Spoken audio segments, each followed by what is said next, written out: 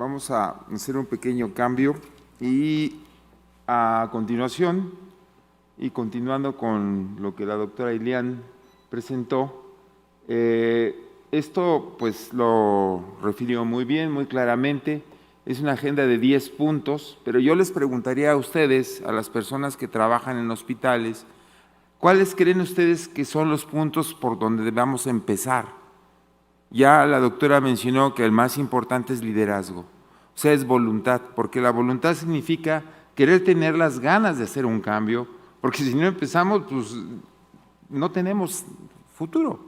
Si lo que estamos viendo aquí es la supervivencia de la especie y lo que estamos viendo es que cada uno de nosotros podemos hacer un pequeño cambio, pero este cambio es en los hospitales.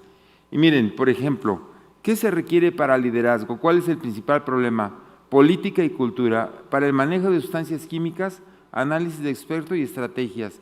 Para el manejo de residuos, normalmente los hospitales públicos y privados tienen contrato de manejo de residuos. Para el manejo de energía limpia, estrategia de reconversión e inversión en recursos. Para el manejo de agua, igual análisis de estrategias y expertos. Transporte de personal, un acuerdo laboral probablemente y una estrategia combinada con el transporte público. Para alimentos, análisis de expertos y estrategias. Para productos farmacéuticos, análisis de expertos y estrategias. Para edificios inteligentes, una estrategia de reconversión e una inversión. Y para compras, política y cultura, porque nosotros sabemos que estos sistemas de compras de alimentos o de insumos para hospitales están normalmente regulados por las cadenas de administración que muchas veces tienen corrupción. Y la verdad es que eso es lo que estamos enfrentando, porque podemos pasarnos todos los días hablando aquí de conferencias, pero si no hacemos algo, no vamos a cambiar. Entonces, miren, empecemos simplemente por analizar cómo cambiar la política y la cultura. Necesitaríamos 3 aspectos fundamentales: expertos internos y externos, y este foro, y felicito a la academia por haber iniciado este congreso, porque lo que necesitamos es empezar a hacer redes, porque estamos trabajando aisladamente.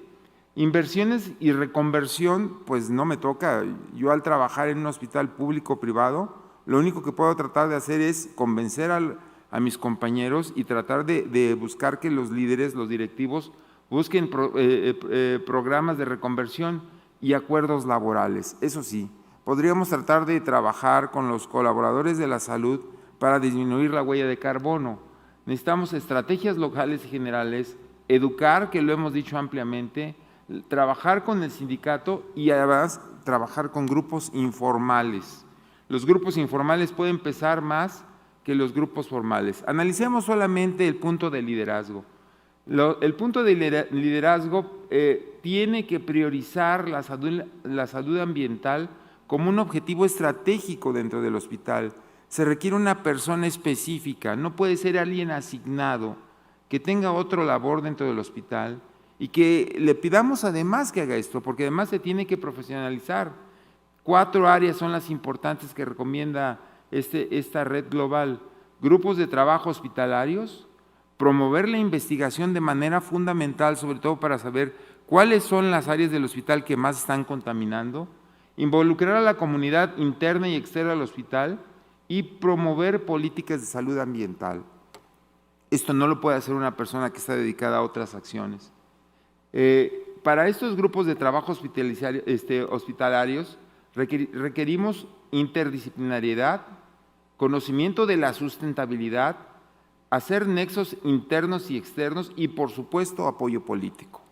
Si no tenemos un grupo de este tipo, y es aquí donde viene la propuesta que hago a la academia y a todos los demás, si no empezamos a investigar sobre los beneficios y los riesgos que conlleva este trabajo y, por supuesto, a innovar, si no hacemos que se involucre la comunidad, que significa, al final de cuentas, no solamente los médicos, sino el personal de apoyo, los directivos, el personal de salud, los pacientes y el personal administrativo, pues será un fracaso, porque será un esfuerzo aislado que no tiene conclusión, no va a llegar a ningún sitio si no tenemos realmente el convencimiento y el compromiso de cada una de las partes.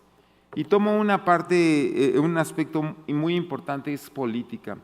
La política puede ser empleada para el bien personal o para el bien común. Creo que el cambio climático incluye las dos, lo que pasa es que no lo vemos muy alejado, muy fuera de nosotros, pero esto es el bien personal y el bien común, porque la existencia de esta especie está en peligro, porque todo por motivos políticos y económicos se transgrede, se olvida, se traslapa, se minimiza.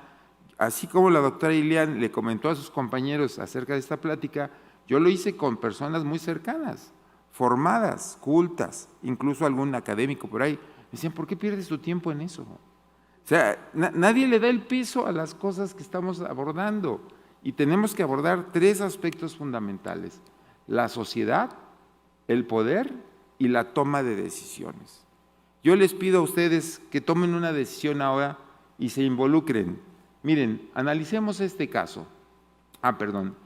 Este análisis de caso lo dejé aquí porque me dirigí a 5 hospitales con 5 directivos y nadie me respondió acerca del Hospital Verde. O sea, no está en la agenda de los hospitales el cambio climático, mucho menos el Hospital Verde. ¿Eso qué es? Pero les pongo un ejemplo de este hospital en Corea del Sur. 3.500 camas, es una monstruosidad de hospital, ¿no? Por supuesto que este hospital hizo una transformación, pero sus políticas domésticas incluían una fuerza de tarea, o sea, un grupo especializado para Hospital Verde, un proyecto verde soportado por el Ministerio de Ambiente de Corea, por el Instituto Coreano de Industria Medioambiental y Tecnológica y por la Sociedad Coreana de Hospitales Verdes. O sea, ya tienen una sociedad de hospitales verdes. Y aquí, perdón, no es doméstica, sino es global. Recibió fondos de la Red Global de Hospitales Verdes, de se llama Global Green and Healthy Hospitals de la región Asia-Pacífico y de la Conferencia Internacional para Limpieza del Medio Ambiente de Asia. O sea, al interior y al exterior. Y si eso no es profesionalizar a los grupos, porque además ellos se ahorraron una tremenda cantidad de millones de dólares en transformar su hospital. Porque esto también significa economía. O sea, no es solamente tratar de disminuir la huella de carbono. En pocas palabras, ustedes pueden ver aquí cómo se observó una disminución específicamente en el reciclaje, en el uso adecuado y el reciclaje de agua, y se formaron lo que se llaman las PETARs, plantas tratadoras de aguas residuales. Al final de cuentas, por año, solamente por el agua, ahorraban $150,000. Por supuesto, esto implicó un cambio paulatino para dividir el agua en 2 sistemas: el sistema que llega y que debe de ir hacia los pacientes y al personal, y cómo eficientizarlo, y el sistema que sale. Y el sistema que sale, por supuesto, uno viene muy contaminado, que puede ser de los laboratorios y los quirófanos, y otro viene simplemente de los retretes, que tiene que ir a una PETAR. Entonces, es profesionalizar el sistema, y para eso pues se requieren años.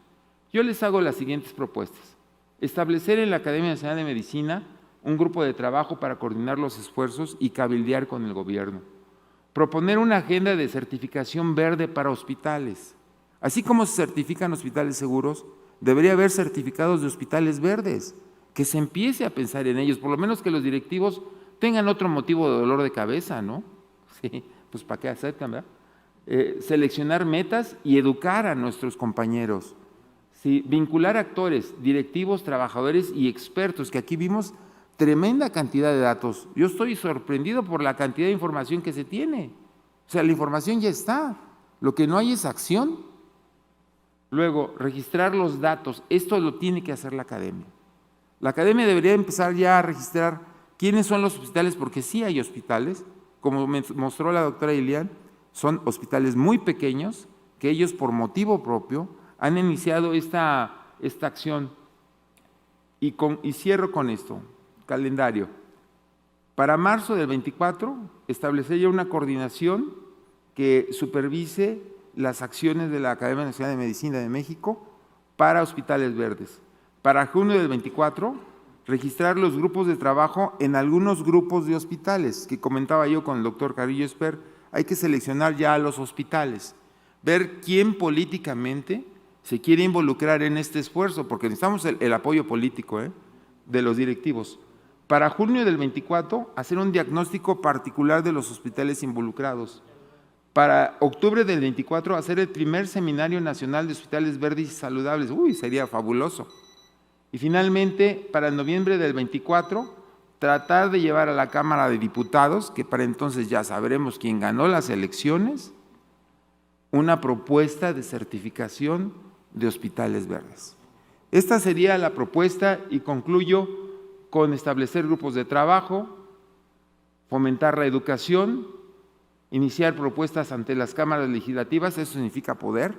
Finalmente, si no hay poder, no hay acción. Seleccionar al menos 2 temas que inicien el involucramiento, pero uno de ellos debe ser liderazgo. El otro puede ser agua, el otro puede ser compras, energías renovables, pero uno de ellos, el primero, tiene que ser liderazgo.